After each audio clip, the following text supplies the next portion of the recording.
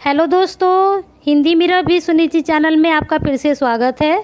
कैसे हैं आप सब दोस्तों? आज मैं यूजीसी नेट की दिसंबर 2018 का प्रश्न पत्र लेकर आई हूं, जिसे मैंने व्याख्या सहित हल किया है। दोस्तों, इस प्रश्न पत्र को हल करने से पहले अगर आप मेरे चैनल पर नए हैं तो सबसे पहले चैनल को सब्सक्राइब कर यूट्यूब के बेल आइकन को क्लिक कर दीजिए, जिससे हमारी नई वीडियो के नोटिफिकेशन आपको समय समय पर मिलते रहें।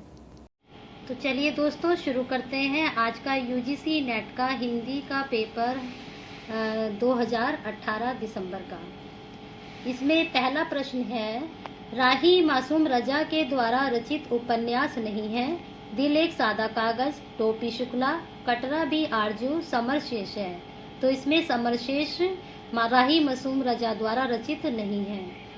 फिर दूसरा प्रश्न है, संस्कृत का कोई भी शब्द मनचाहे ढंग से तोड़ मरोड़ कर तद्भव नहीं बनाया जा सकता।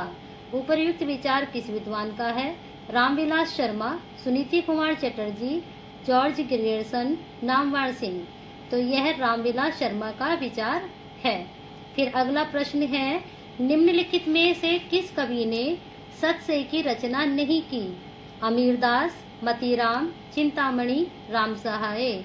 तो सतसई की रचना चिंतामणि ने नहीं की है।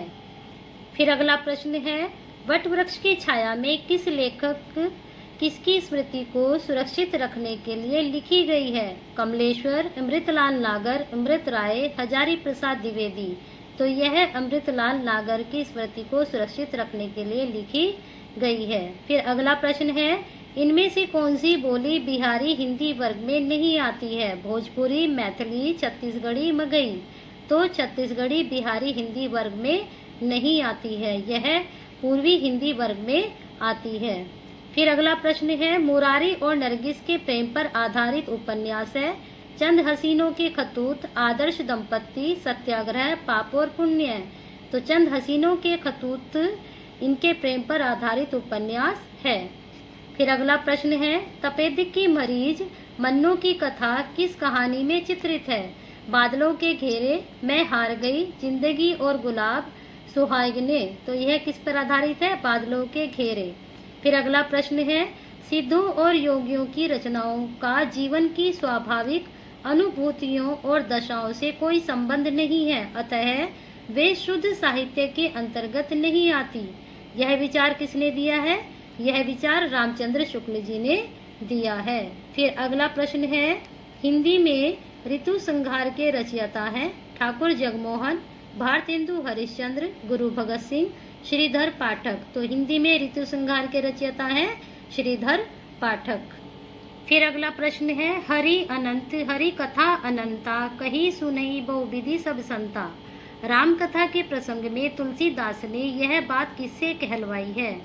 यह बात उन्होंने शिव से कहलवाई है। अगला प्रश्न है, रस गगन गुफा में अजर झरे, अजपा सुमिरन जाप करे। उक्त पंक्तियों में प्रयुक्त गगन गुफा का अभिप्राय है। तो इसका अभिप्राय है सहस्त्रसार चक्र। फिर अगला प्रश्न है, निम्नलिखित में से कौन सी पश्चिमी विचारक 20वीं सदी में मौजूद नहीं थे? तो इसमें मौजूद नहीं थे सैमुअल टेलर कॉलरिज। फिर अगला प्रश्न है, भक्ति के आंदोलन की जो लहर दक्षिण से आई, उसी ने उत्तर भारत की परिस्थिति के अनुरूप हिंदू मुसलमानों दोनों के लिए एक सामान्य भक्ति मार्ग की भी भावना कुछ लोगों में जगाई। उक्त कथन किसका है? तो यह कथन है रामचंद्र शुक्ल जी का। फिर अगला प्रश्न है, प्रेम शतक के रचनाकार हैं जगन्नाथ दास रत्नाकर, अंबिका दत्त व्यास, दुलारे लाल भार्गव, वियोगी हरि। तो इसके रचनाकार हैं वियोगी हरि।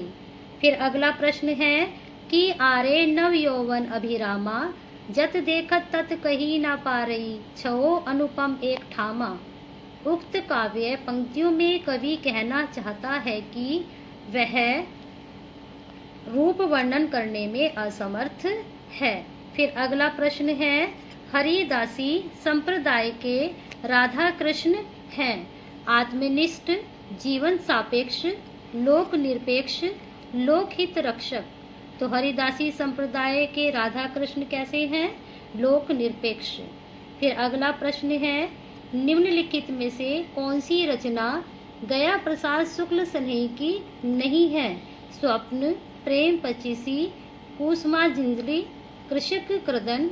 तो इसमें स्वप्न गया प्रसाद शुक्ल स्नेही जी की नहीं है। फिर अगला प्रश्न है, नारी का आकर्षण पुरुष को पुरुष बनाता है तो उसका अपकर्षण उसे गौतम बुद्ध बना देता है। यह संवाद किस नाटक का है? लहरों के राजहंस, आषाढ़ का एक दिन, पैर तले की जमीन, आधे अधूरे। तो यह है लहरों के राजहंस का। फिर अगला प्रश्न है, अनुभूति के द्वंद्व ही से प्राणी के जीवन का आरंभ होता है। उच्च प्राणी मनुष्य भी केवल एक जोड़ी अनुभूति लेकर इस संसार में आता है। उक्त पंक्तियां किस निबंध से उद्धृत हैं? भाव या मनोविकार, करुणा, श्रद्धा भक्ति या फिर उत्साह। तो यह भाव या मनोविकार निबंध से उद्धृत है। फिर अगला प्रश्न है, जैनेन्द्र की कहानियों के पात्र हैं शमशेर, जुलेखा, बेंजिलो, ईश्वरचंद्र। तो ये तीनों ही उनकी कहानियों के पात्र हैं। फिर अगला प्रश्न है, रीतिकालीन आचार्यों की 3 श्रेणियां हैं। उद्भावक आचार्य, व्याख्याता आचार्य, उद्गाता आचार्य, कवि शिक्षक।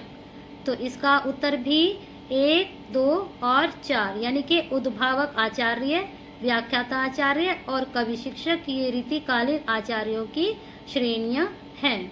फिर अगला प्रश्न है, हरिशंकर परसाई के निबंध संग्रह हैं आओ बैठ ले कुछ देर, सदाचार का ताबीज, तुलसीदास चंदन घिसे, आवारा भीड़ के खतरे। तो इसमें से आपके सदाचार का ताबीज, तुलसीदास चंदन घिसे और आवारा भीड़ के खतरे ये हरिशंकर परसाई के निबंध संग्रह हैं। फिर अगला प्रश्न है, निम्नलिखित में से कौन से युग्म सही है? विष्णुप्रिया खंडकाव्य, सिद्धराज खंडकाव्य, साकेत महाकाव्य, जय भारत मुक्तक काव्य।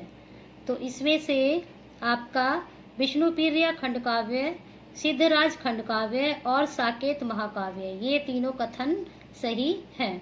फिर अगला प्रश्न है, देश विभाजन के प्रसंग पर आधारित उपन्यास है झूठा सच, तमस, कितने पाकिस्तान, छोटे छोटे महायुद्ध। इनमें से कौन से कूट सही है? 1 और 2 यानी कि झूठा और सच और तमस देश विभाजन के प्रसंग पर आधारित उपन्यास हैं। फिर अगला प्रश्न है, निम्नलिखित विकल्पों में से किसका संबंध माखनलाल चतुर्वेदी से है? सिपाही, आद्रा, दैनिकी, पुष्प की अभिलाषा। तो दैनिकी से माखनलाल चतुर्वेदी जी का संबंध है। अगला प्रश्न, निम्नलिखित में से कौन से युग्म सही है? विष्णुप्रिया खंडकाव्य, सिद्धराज खंडकाव्य, साकेत महाकाव्य, जय भारत मुक्तक काव्य।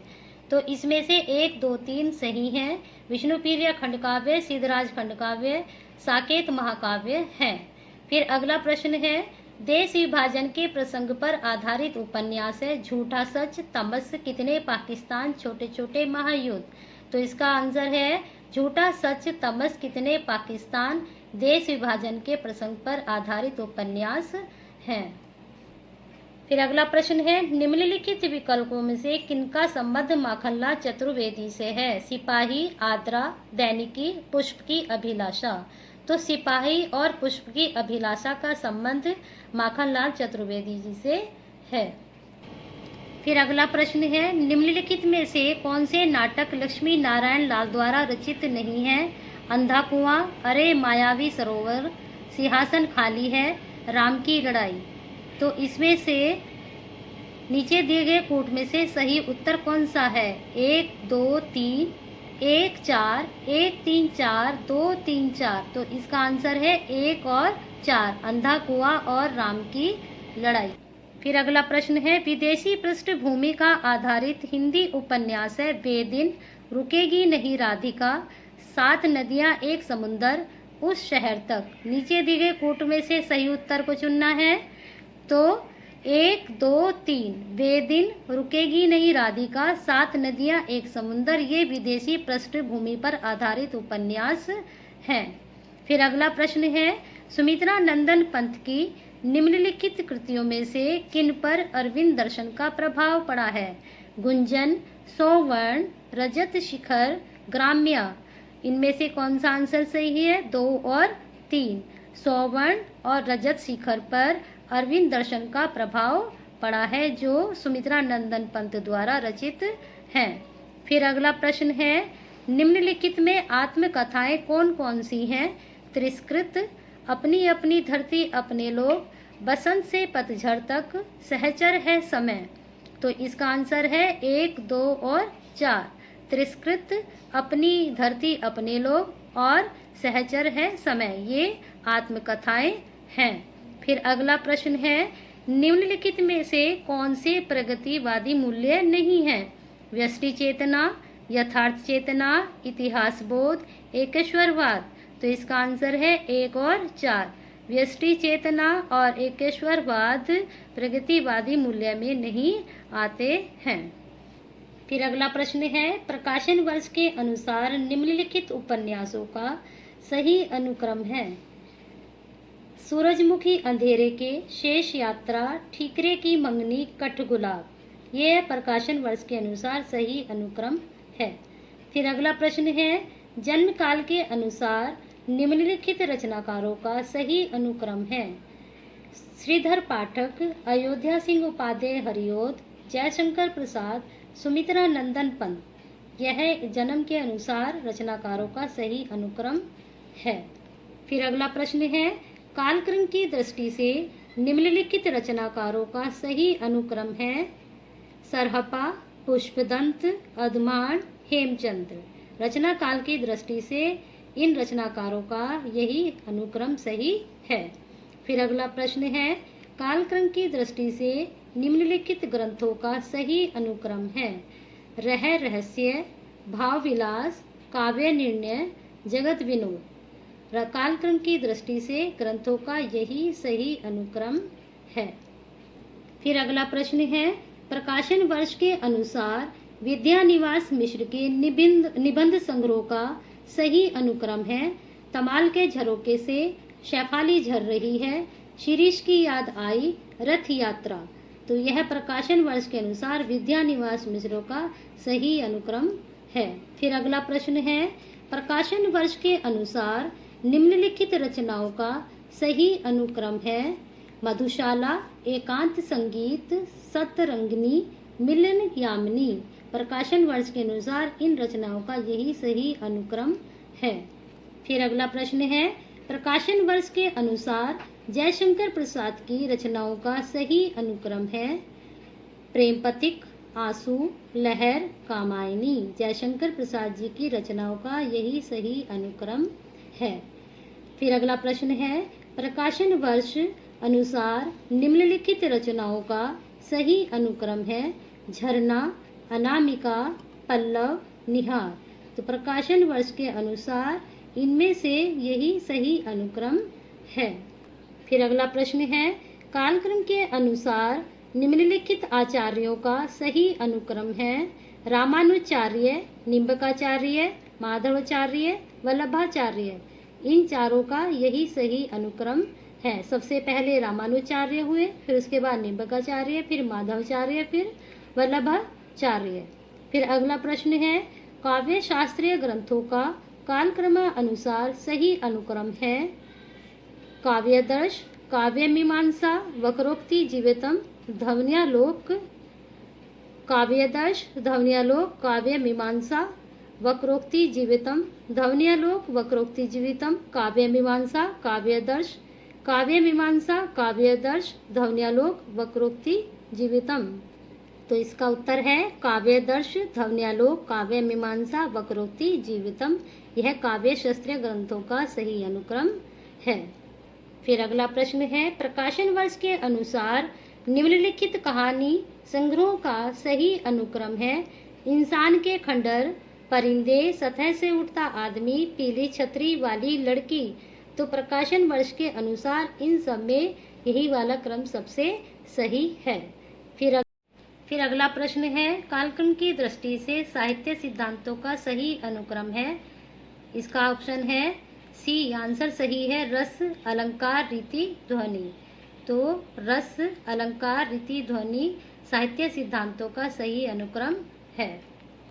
फिर अगला प्रश्न है, अंधा युग नाटक के अंक शीर्षकों का सही अनुक्रम है। इसका ऑप्शन है सी इसका उत्तर सही है, कौरव नगरी, पशु का उदय, अश्वत्थामा का अर्धसत्य, गांधारी का शाप। तो यह उगम सही है। फिर अगला प्रश्न है, जन्म वर्ष के अनुसार पाश्चात्य विचारों का सही अनुक्रम है। Samuel Taylor Coleridge, Matthew Arnold, Oscar Wilde, I A. Richards. तो इसका बी ऑप्शन सही है। फिर अगला प्रश्न है, प्रकाशन वर्ष के अनुसार निम्नलिखित आत्मकथाओं का सही अनुक्रम है। क्या भूलूं क्या याद करूं, टुकड़े टुकड़े दास्तान, सहचर है समय, आज के अतीत। तो इन आत्मकथाओं में ए आंसर सही है। फिर अगला प्रश्न है, निम्नलिखित कवियों को उनकी प्रवृत्ति के आधार पर सुमेलित कीजिए। नीचे दिए गए कूट का प्रयोग करते हुए सही उत्तर को चुनिए। तो इसमें कूट ए सही है। इसमें स्वामी हरिदास मधुरोपासक, मलुकदास निर्गुणोपासक, कढ़प्पा निरेश्वरवादी और कुतुबन एकेश्वरवादी। फिर अगला प्रश्न है, निम्नलिखित उपन्यासों को संबंधित परिवेश के साथ सुमेलित कीजिए। इसका ऑप्शन ए सही है। दरबारी, शिवपालगंज, अंतिम अरण्य बहादुरगंज, बसंती महानगर दिल्ली और कोरजा बस्तर मध्य प्रदेश। निम्नलिखित आलोचकों को उनकी कृतियों के साथ सुमेलित कीजिए। नीचे दिए गए कूट का प्रयोग करते हुए सही उत्तर को चुनिए। तो इसमें बी ऑप्शन सही है। लक्ष्मीकांत वर्मा नई कविता के प्रतिमान, रामस्वरूप चतुर्वेदी कामायनी का पुनर्मूल्यांकन, शिवदान सिंह चौहान हिंदी साहित्य के 80 वर्ष, शिव कुमार मिश्र भक्ति काव्य और लोक जीवन। अगला प्रश्न है, निम्नलिखित नाटककारों को उनके द्वारा रचित नाटकों के साथ सम्मिलित कीजिए। नीचे दिए गए कूट का प्रयोग करते हुए सही उत्तर को चुनिए। तो इसमें ऑप्शन बी सही है। सुरेंद्र वर्मा का सेतुबंध, हमीदुल्ला का दरिंदे, मुद्रा राक्षस, मरीजीवा। फिर शंकर शेष का है मरजीवा। फिर अगला प्रश्न है, आचार्य रामचंद्र शुक्ल के इन कथनों को संबंध कवियों से सुमेलित कीजिए। नीचे दिए गए कूट का प्रयोग करते हुए सही उत्तर को चुनिए। इसका ऑप्शन ए सही है। ए अज्ञात प्रिय की ओर इशारा करने के अतिरिक्त इन्होंने जगत के अनेक प्रस्तुत रूपों और व्यापारों को भी अपनी सरल भावनाओं के रंग में देखा है। तो यह किसका है? सूर्यकांत त्रिपाठी निराला का। इस वेदना को लेकर इन्होंने हृदय की ऐसी अनुभूतियां सामने रखी जो लोकोत्तर हैं। तो यह किसका है? महादेवी वर्मा जी का। फिर है, कवि की रहस्य दृष्टि प्रकृति की आत्मा जगत के रूपों और व्यापारों में व्यक्त होने वाली आत्मा की ओर जाती है। तो यह किसका है? सुमित्रानंदन पंत जी का। इनकी रहस्यवादी रचनाओं को देखकर चाहे तो वह यह कहें कि इनकी मधु वर्षा के मानस प्रसार के लिए रहस्यवाद का पर्दा मिल गया। तो यह कथन किसका है? जयशंकर प्रसाद जी का। फिर अगला प्रश्न है, निम्नलिखित उपन्यासों को उनके वर्ण्य विषय के साथ सुमेलित कीजिए। तो इसका ऑप्शन बी सही है। नाचियो बहुत गोपाल, रंगमंच और सिनेमा संसार, सूरज का सातवां घोड़ा, इलाहाबाद का परिवेश, मुझे चांद चाहिए, रंगमंच और सिनेमा संसार, गली आगे मुड़ती है, वाराणसी का शैक्षिक परिसर। फिर अगला प्रश्न है, निम्नलिखित काव्य पंक्तियों को उनके रचयिताओं के साथ सुमेलित कीजिए। नीचे दिए गए कूट का प्रयोग करते हुए सही उत्तर को चुनिए। तो इसका ऑप्शन सी सही है। जाके मुंह माथा नहीं, नाही रूप कुरूप, ओ मन जानी कबीत अस्कीना मकू। जाके मुंह माथा नहीं रूप करो, तो इसमें है कबीर का। ओ मन जानी काबित अस्कीना मकू, यह रहे जगत महा चीना, मलिक मोहम्मद जायसी जी। हरी है राजनीति पढ़ी आए, यह है सूरदास जी का। नमामि शमीशाने निर्वाणे रूपे विभु व्यापक ब्रह्म वेद स्वरूपा। यह कथन है तुलसीदास जी का। अगला प्रश्न है, निम्नलिखित निबंध संग्रह को उनके लेखकों के साथ सुमेलित कीजिए। नीचे दिए गए कूट का प्रयोग करते हुए सही उत्तर को चुनिए। तो इसका सी सही है। बकलम खुद नामवर सिंह, बबूल और कैक्टस रामदरस मिश्र, विचार और वितर्क हजारी प्रसाद द्विवेदी, कन्यादान अध्यापक पूर्ण सिंह। फिर अगला प्रश्न है, यात्रा साहित्य से संबंधित निम्नलिखित रचनाओं को उसके लेखकों के साथ सुमेलित कीजिए। तो इसका ऑप्शन सी सही है। कितना अकेला आकाश नरेश मेहता, जहाँ फवारे लहू रोते हैं नासिरा शर्मा, आंखों देखा पाकिस्तान कमलेश्वर, अंतहीन आकाश विश्वनाथ प्रसाद तिवारी। फिर अगला प्रश्न है, निम्नलिखित कवियों को उनके जन्म स्थान के साथ सुमेलित कीजिए। तो इसका आंसर है डी ऑप्शन सही है। गुरु नानक तलवंडी, दादू दयाल अहमदाबाद, धर्मदास बांधवगढ़, सुंदरदास दौसा। फिर अगला प्रश्न है, निम्नलिखित बोलियों को उनके क्षेत्र के साथ सुमेलित कीजिए। नीचे दिए गए कूट का प्रयोग करते हुए सही उत्तर को चुनिए। तो इसका सी ऑप्शन सही है। पश्चिमी पहाड़ी शिमला, मध्यवर्ती पहाड़ी गढ़वाल, भोजपुरी गाजीपुर, मगही पटना। फिर अगला प्रश्न है, निम्नलिखित रचनाओं को उनके रचनाकारों के साथ सुमेलित कीजिए। नीचे दिए गए कूट का प्रयोग करते हुए सही उत्तर को चुनिए। तो इसका ऑप्शन बी सही है। अष्टयाम नाभादास, वीर सिंह देवचरित, केशवदास रसमंजरी, नंददास केलीकार नंददास। फिर अगला प्रश्न है, निम्नलिखित सिद्धांतों को संबंधित विचारकों के साथ सुमेलित कीजिए। नीचे दिए गए कूट का प्रयोग करते हुए सही उत्तर को चुनिए। तो इसमें बी ऑप्शन सही है।